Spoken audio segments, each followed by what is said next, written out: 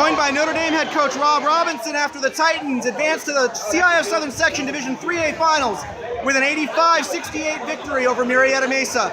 Rob, I think the word of the night is redemption. Sure. Talk about how far this group has come in the last 12 months since you guys got knocked off at Crespi last year in the semis to tonight. It's been a year.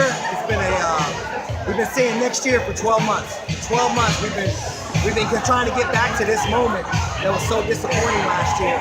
And when we got here this time, the kids, they're at home. We didn't fold. They came up big, and incredible win for the Titans. Last year, you said you and your staff might have put too much pressure on them in the semifinal round. How did you change as a coach from that loss to tonight?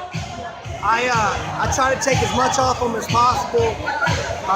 I try to get up tempo as much so they don't think as much. I told them before the game I didn't even care if they ran a play tonight. I just wanted them to play.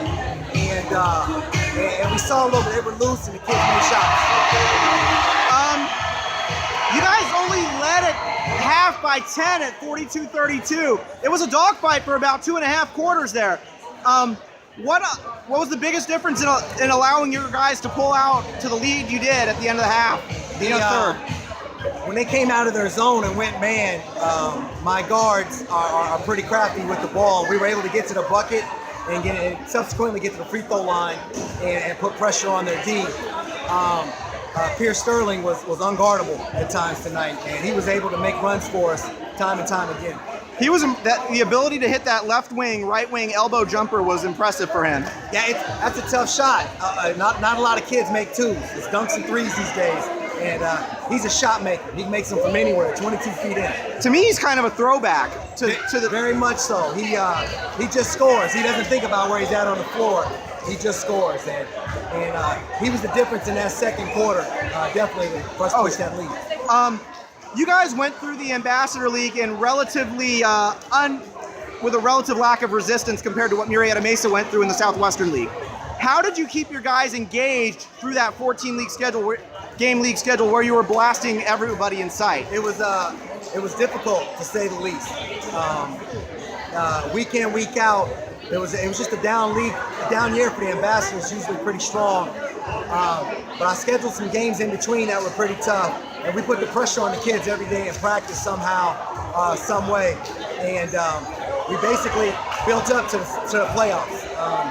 Every week was momentum building towards the playoffs, and not necessarily the game that week in league. And when the playoffs started, they knew that it was time to really ramp it up. All right.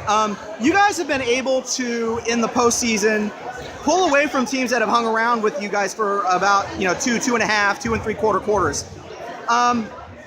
Is that a growth thing from one year to the next to be able to like the same team that you would have played last year, they would have hung around for 4 quarters, to see that team fall by the wayside after 3? We have 4 guys that can get 25 any night, and eventually, when 2 of them get going, or maybe even 3, is when we're able usually to pull away and distance ourselves.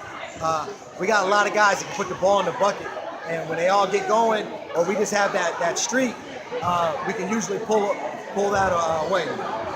All right. Rob, thank you very much for your time. Good luck next week. One more.